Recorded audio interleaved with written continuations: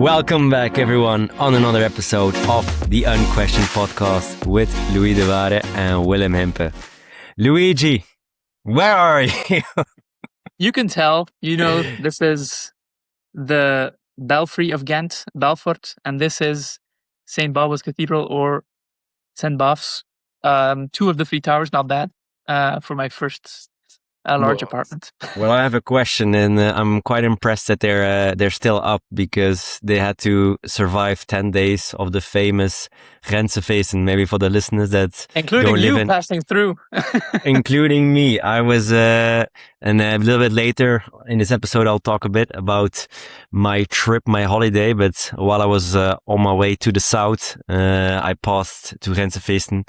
Couldn't say no to those festivities because I studied in Ghent as well. But maybe for the listeners, what is the Grensefeesten, Luigi, and how much hair or I don't know sleep did you lose those 10 days? The Grensefeesten are a long-standing, renowned 10-day extravaganza where the center of Ghent is taken over by concerts at night, activities during the day, and drunkenness 24/7. What do you think of that definition?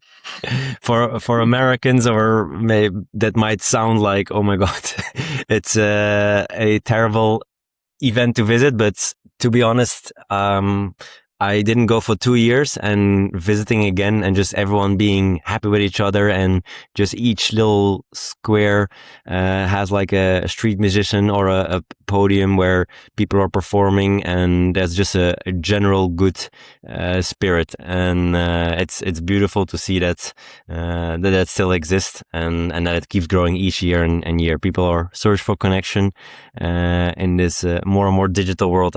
That's my feeling. Yeah, it's gaining a lot of attention. But I'll tell you one thing: you're the only Dutchman that I appreciated to see coming to the city.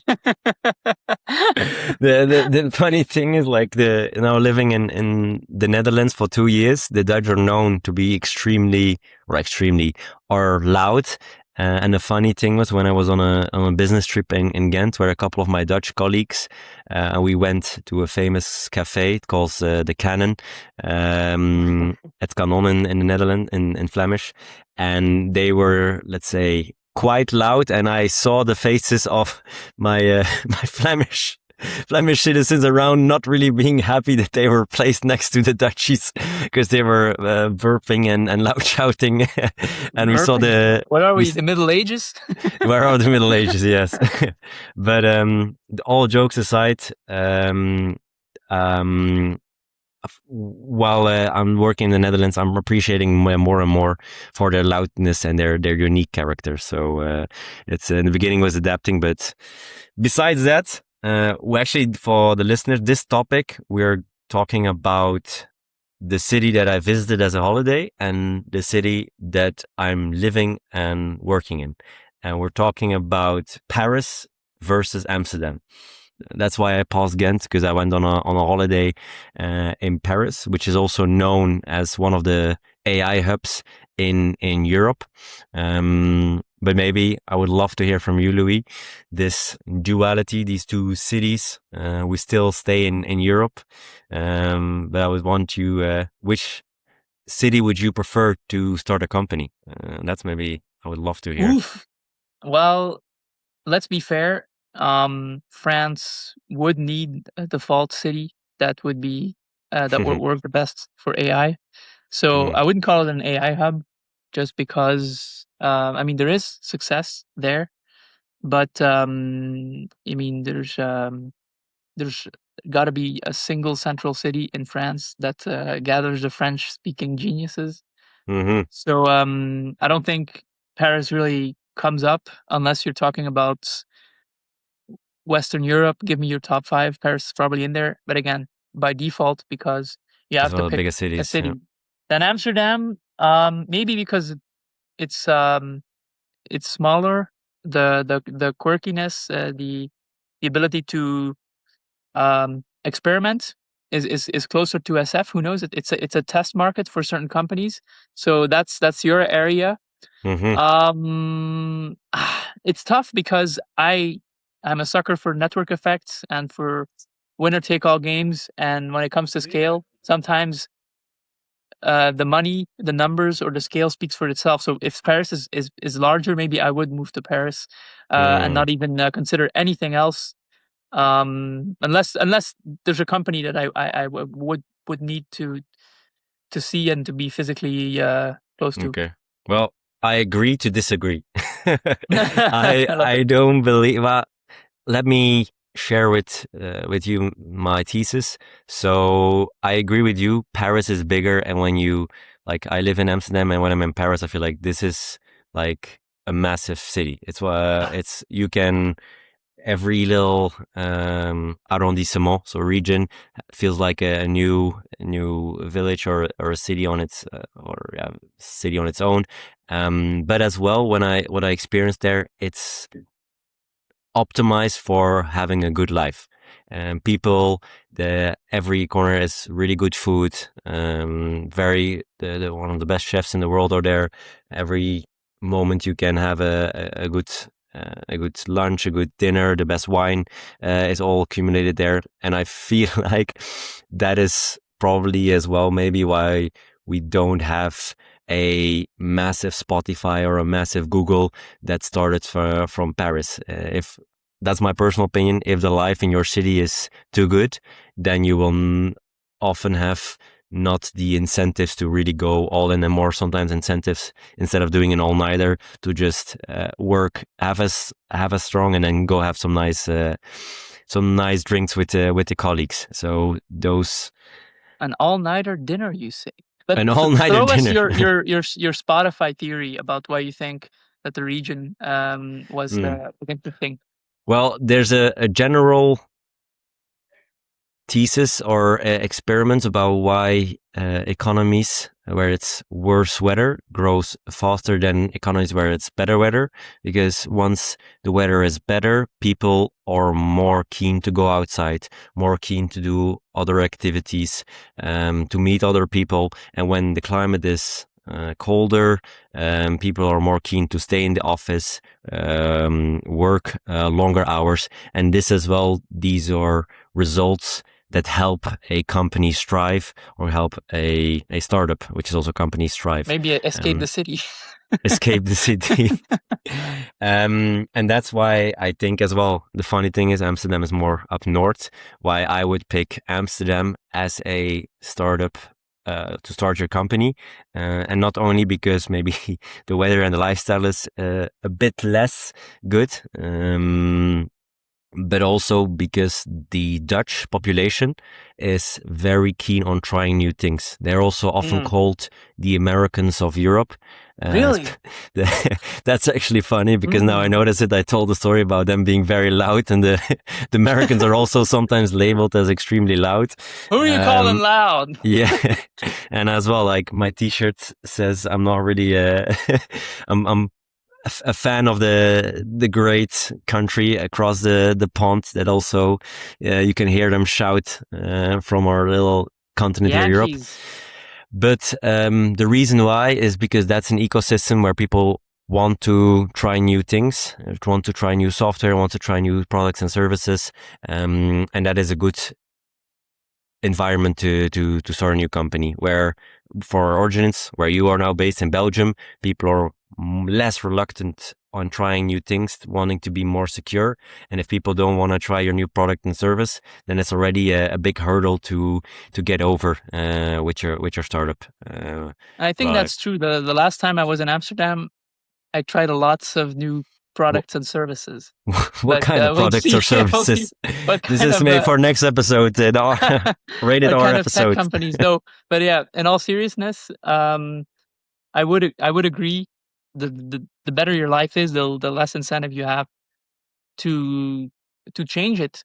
Hmm. And there's also the regardless of the location, there's the law and the policy Hmm. that makes that if you live in America and there's less safety net, we have covered this before. For you, it's all or nothing. If you have nothing to fall back on, you better succeed, and you better succeed big. And I don't think we can say that the current policy in Europe and in Western cities um, pushes us to, I don't know. It doesn't tell us that we have nothing to lose. It tells us Hmm. that hey, there's always going to be A safety backup. for you, Mm. and maybe it's not even, it's just not worth it to Hmm. risk too much. I mean, this is basically the song of the podcast. So we've been singing it for some time. Yeah, well, and one more example that I have from the real world is I will not call the company by name because maybe I don't want to disclose certain information, but they started in America and are really growing well. And I was just having informative conversation with them because to hear what are the opportunities open for me.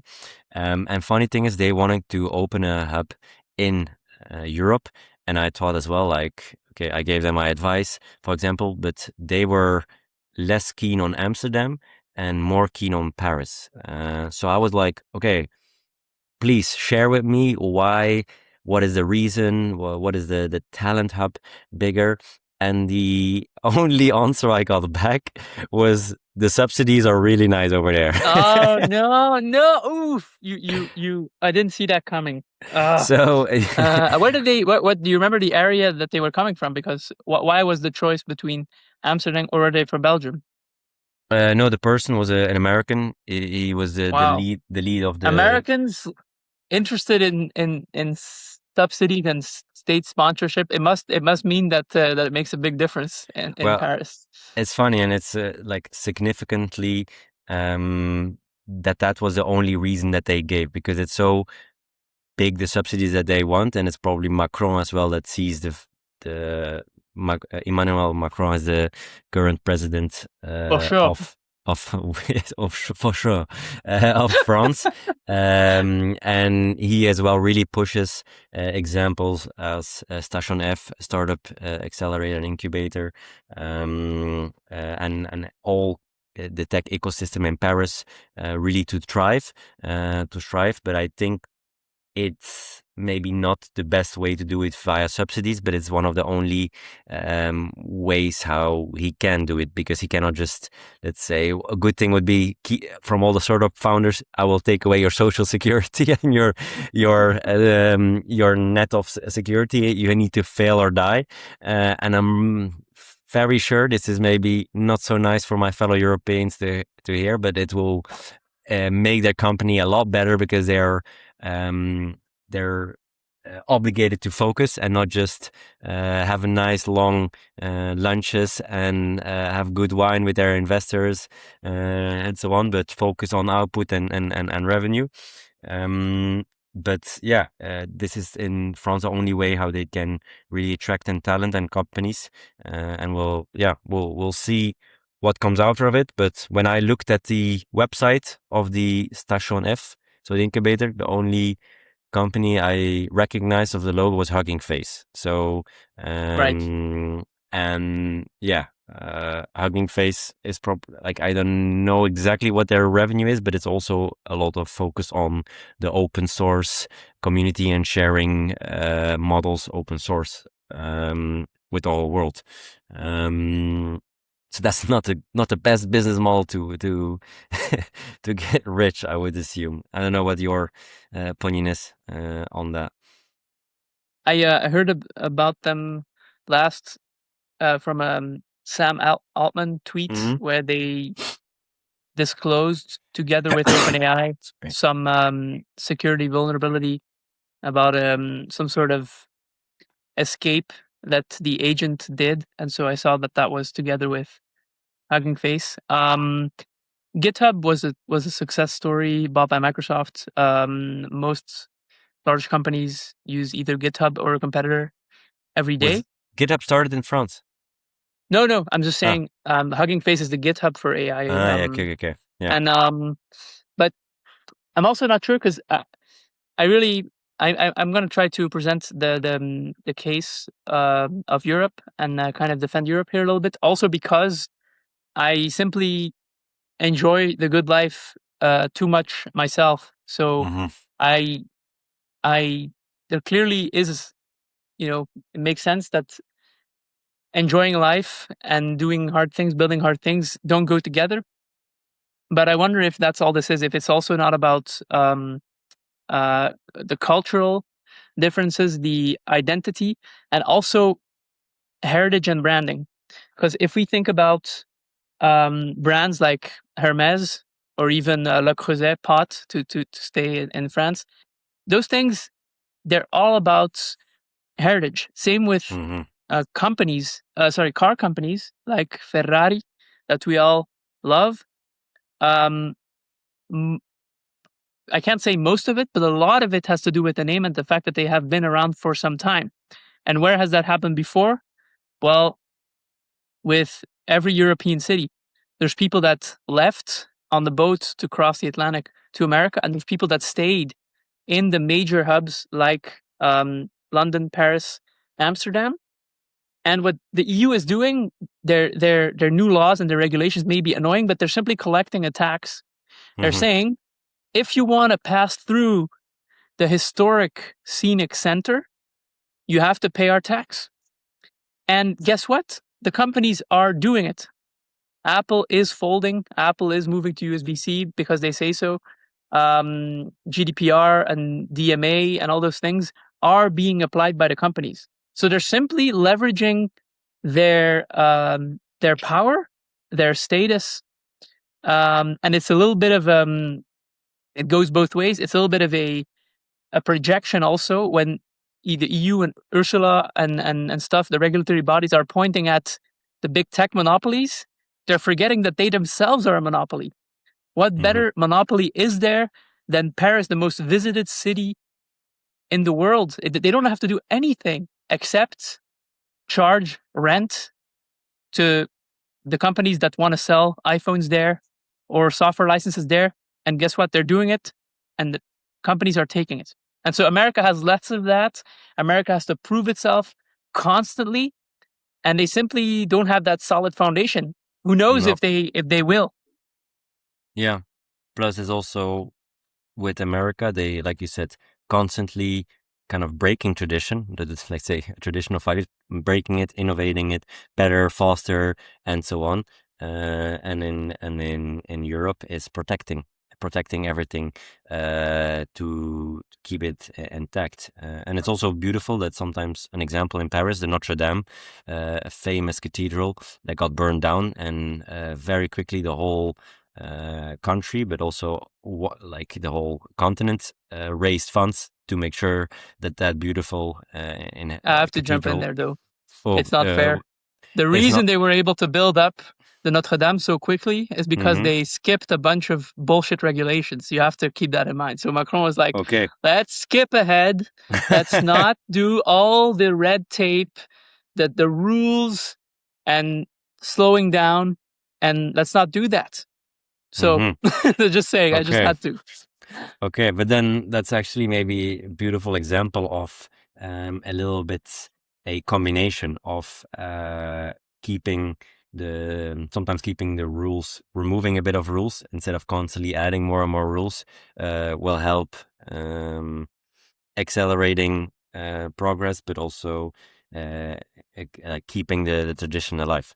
Let's say, because sometimes more and more rules destroy as well probably traditions, because I don't have now an example, but I think I'll come up with or I'll find with ChatGPT some examples where too many regulations might You're make just it not tougher and allowing tougher. allowing an invention. You can say that when we had horses as the main means of transportation, life was better. You look at the Odyssey and you're like, they had cities, they had life, but it doesn't allow technology, new inventions to flourish, To strive. and that's mainly bad actually because that makes things cheaper. It democratizes stuff, and it can move power around. And this example of the Notre Dame is again ruling by committee by a select few, an elite, a king. Um, and that just simply doesn't work in America. They don't have kings. They work differently, but they also have less strong, solid foundation. So who knows? Maybe a small club of people that decide stuff, like in China, is the most effective in the long run. But what you do is you sacrifice on liberty, and so in China they have to sacrifice more liberty than we have to, and in America they don't. But it's mainly a good thing for the people that go all in, and the people that achieve extraordinary things. For the rest, they are envious of Europe and Europe's lifestyle and the vacation and everything. And I mean, it's a whole debate about how much of that is in your power, is an active thing or a passive thing, or it's your environment that causes you to be in that situation, of course. Yeah. And actually, before we end off this episode, it's a beautiful example that you shared in the group chat, where the amount of new millionaires that are created each year. I will put it as well on the screen, but it's very funny to see this graph with only one outlier. And to give an example, the top three, and beautiful France made it to the list. So in 2025, France created 35,000 new millionaires. So 35 000, qu'est-ce que c'est que ça? oui. Magnifique. C'est parfait, hein? Super. On aime le meilleur. Hein? You came here for Willem's accent. I know it. Listen. Yes, my West Flemish American accent in my French. And then UK came second with 43,000. And okay, I will not let you guess because you shared it, Louis. But for the listeners, there's no second best, people. America 250, not stopping. America was number one, not with double, not with triple, but with almost 10x more new millionaires created. So 441,000. So that's funny to see. And the asterisks, don't forget, there's also the other side, and a lot of people lose their millionaire status in America. So there's a lot more volatility. Don't forget that. It's easy to ascend, but by the time that you ascend and never come down, you may have failed a bunch of times. But that's the beautiful thing, is the failure doesn't stop you, but things move. And there's a lot of old money in Europe, and all these millionaires, they may not remain millionaires in America. And so, yeah, I mean, if you're part of the elite, you don't mind, I guess, in Europe. Yeah. Maybe just a lesson.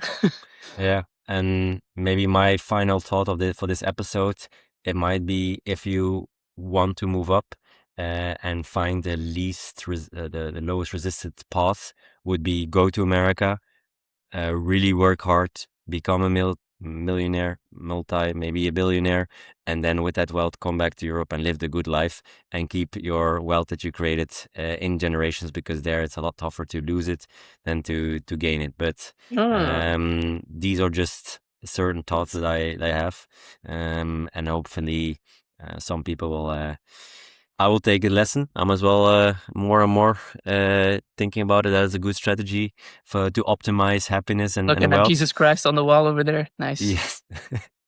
But we'll see what the future brings. So, Louis, anything else you want to add, or you feel like everything was said? From the center here that's existed for 1,000 years and will for another 1,000, I salute you. And I wish you good luck in the untamed West. W. Yes, we'll see. I'll see you, Mr. Luigi. And everyone, hopefully you enjoyed this episode. And please, if you can, you listen on Spotify or on YouTube, put something in the comments, just like a question or something you like or don't like about the episode.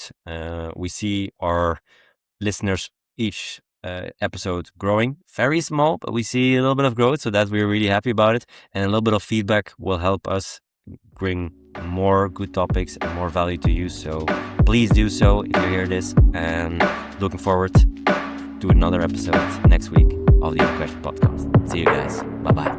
Bye-bye.